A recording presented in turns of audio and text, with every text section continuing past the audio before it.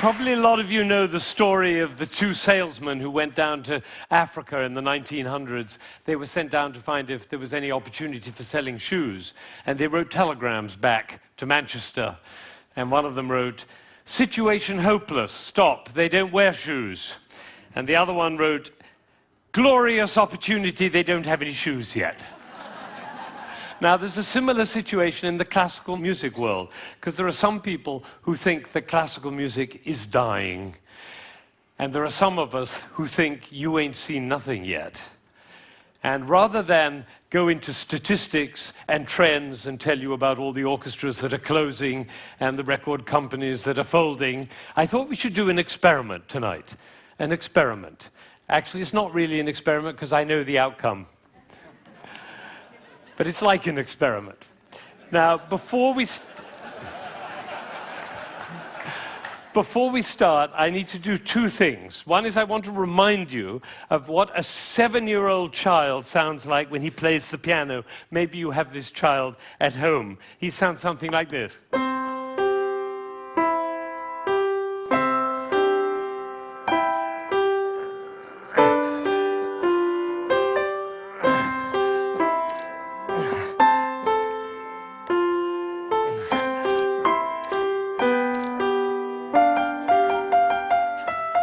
I see some of you recognize this child. Now, if he practices for a year and takes lessons, he's now 8 and he sounds like this. And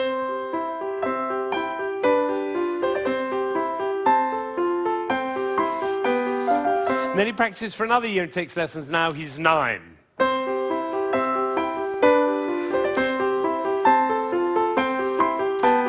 And then he practices for another year and takes lessons, now he's 10.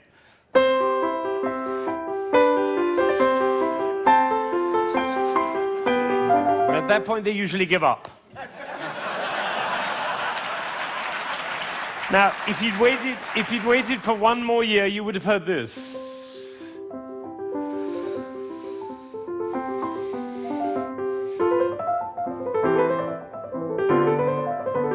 Now, what happened was not maybe what you thought, which was he suddenly became passionate, engaged, involved, got a new teacher, he hit puberty, or whatever it is. What actually happened was the impulses were reduced. You see, the first time he was playing with an impulse on every note. And the second, with an impulse every other note.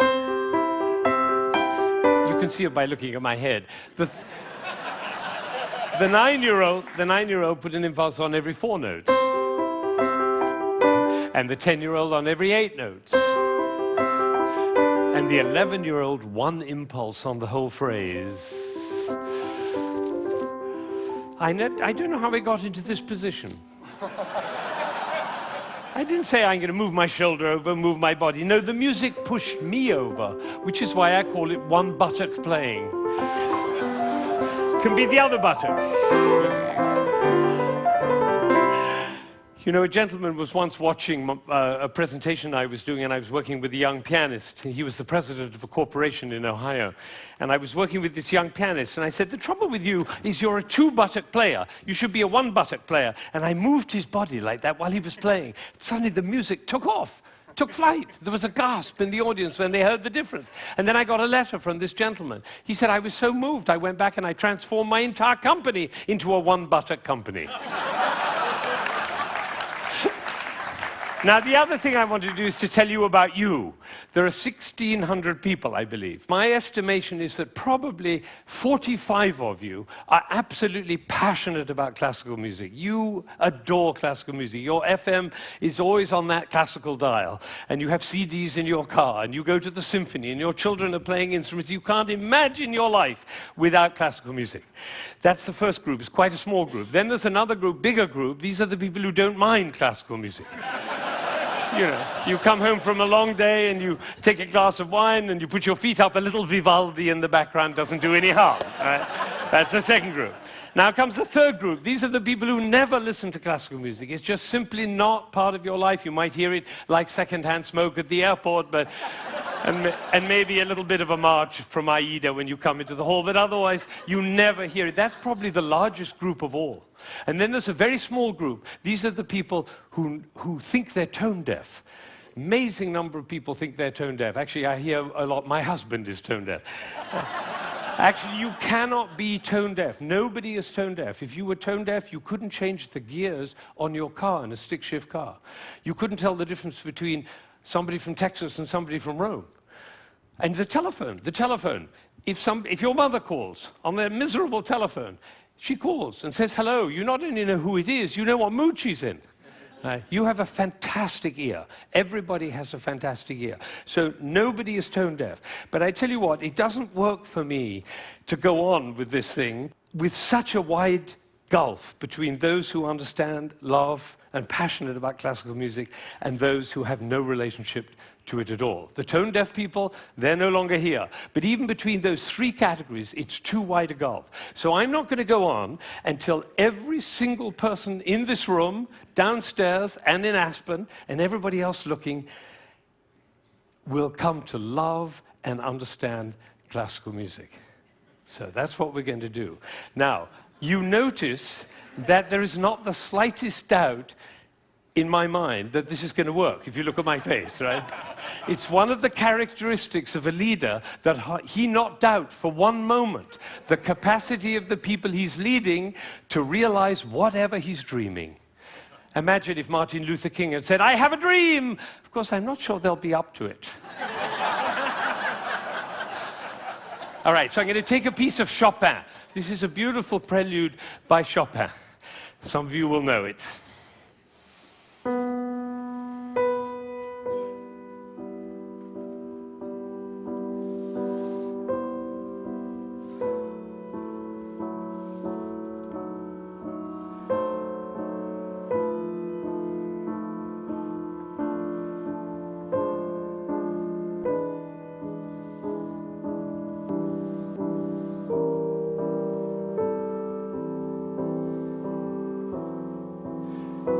I think probably happened in this room. When I started, you thought, how beautiful that sounds.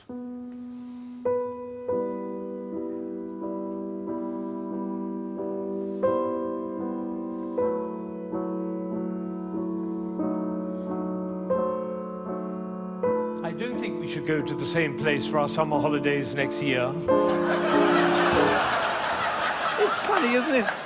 It's funny how those thoughts kind of waft into your head when listening to classical music. And of course, if the piece is long and you've had a long day, you might actually drift off. And then your companion will dig you in the ribs and say, wake up, it's culture! And then you feel even worse. But has it ever occurred to you that the reason you feel sleepy in classical music is not because of you, but because of us? Did anybody think while I was playing, why is he using so many impulses? If I'd done this with my head, you certainly would have thought it.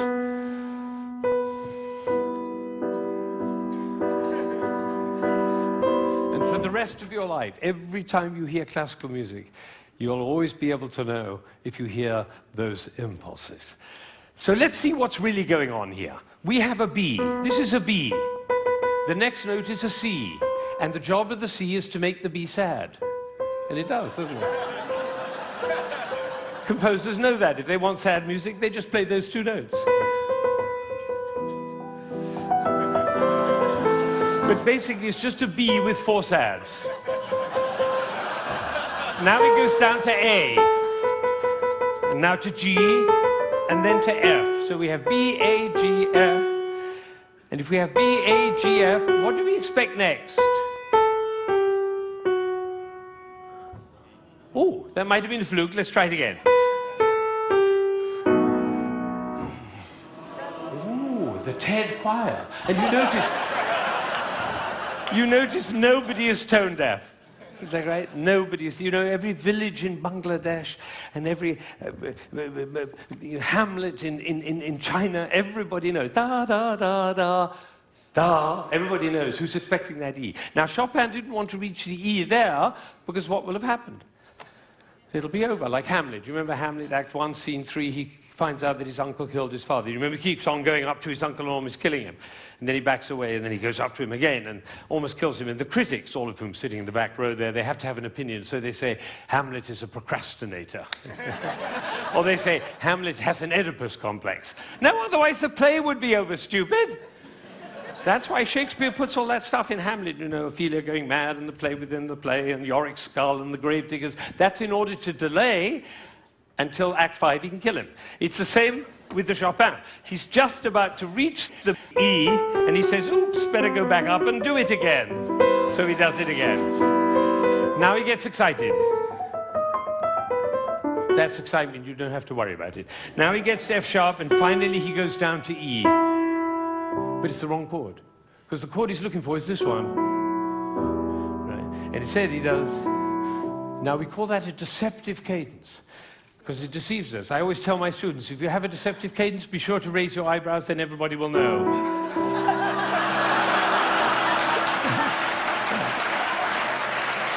All right. So he gets to E, but it's the wrong chord. Now he tries E again. That chord doesn't work. Now he tries E again. That chord doesn't work. Now he tries E again. That doesn't work. And then finally, there was a gentleman in the front row who went, like that. It's the same gesture he makes when he comes home after a long day, turns off the key in his car and says, I'm home. Because we all know where home is. So this is a piece which goes from away to home. And I'm going to play it all the way through, and you're going to follow. B, C, B, C, B, C, B, D, down to A, down to G, down to F, almost goes to E, but otherwise the play would be over. Goes back up to B, gets very excited, goes to F sharp, goes to E, it's the wrong chord, it's the wrong chord, it's the wrong chord, and finally goes to E, and it's home. And what you're going to see is one buttock playing. Because for me to join the B to the E, I have to stop thinking about every single note along the way and start thinking about the long, long line from B to E. Right? You know, we were just in South Africa, and you can't go to South Africa without thinking of Mandela in jail for 27 years. What was he thinking about? Lunch? No, he was thinking about the vision for South Africa and for human beings. That's what. This is about vision. This is about the long line, like the bird who flies over the field and doesn't care about the fences underneath. All right? So now you're going to follow the line all the way from B to E. And I have one last request before I play this piece all the way through. Would you think of somebody who you adore, who's no longer there? A beloved grandmother, a lover, somebody in your life who you love with all your heart, but that person is no longer with you. Bring that person into your mind, and at the same time, follow the line all the way from B to E, and you'll hear everything that Chopin had to say.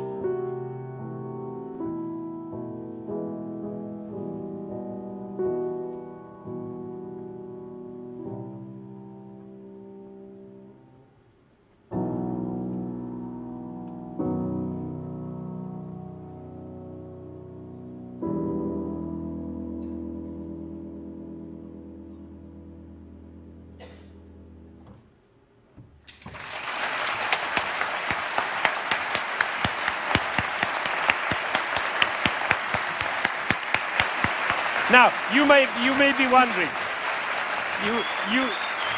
you may be wondering, you may be wondering why I'm clapping. Well, I did this at a school in Boston with about 70 seventh graders, 12-year-olds.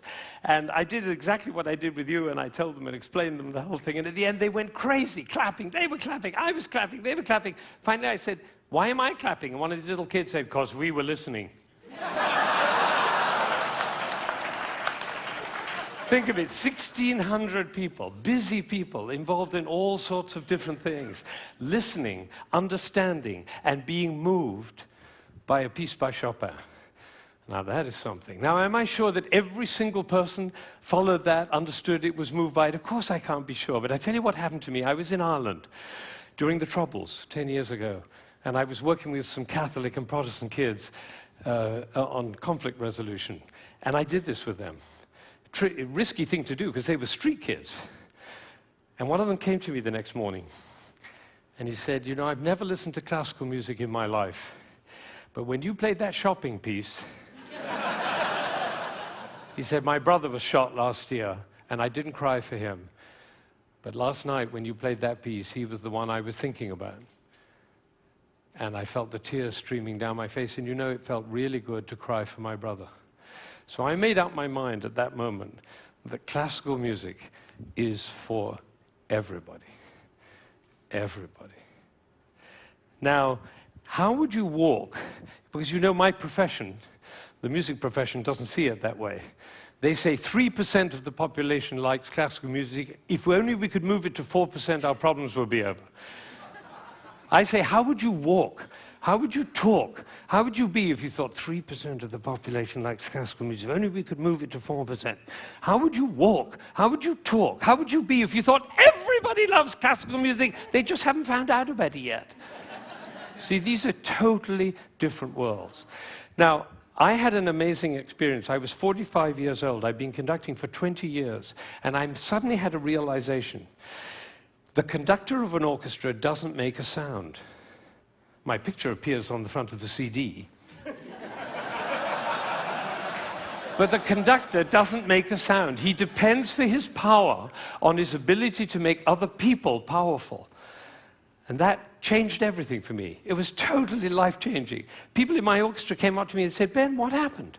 That's what happened. I realized my job was to awaken possibility in other people. And of course, I wanted to know whether I was doing that. And you know how you find out? You look at their eyes. If their eyes are shining, you know you're doing it. You could light up a village with this guy's eyes.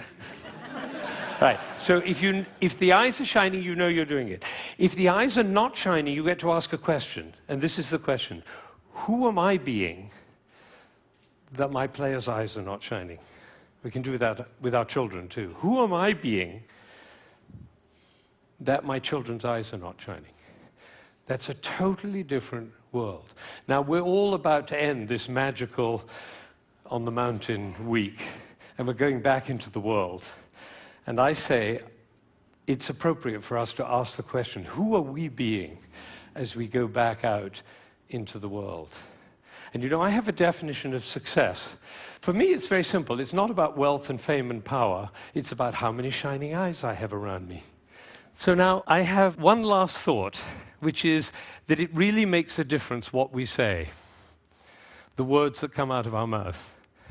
I learned this from a woman who survived Auschwitz, one of the rare survivors. She went to Auschwitz when she was 15 years old, and her brother was 8, and the parents were lost. And she told me this. She said, we were in the train going to Auschwitz, and I looked down and I saw my brother's shoes were missing.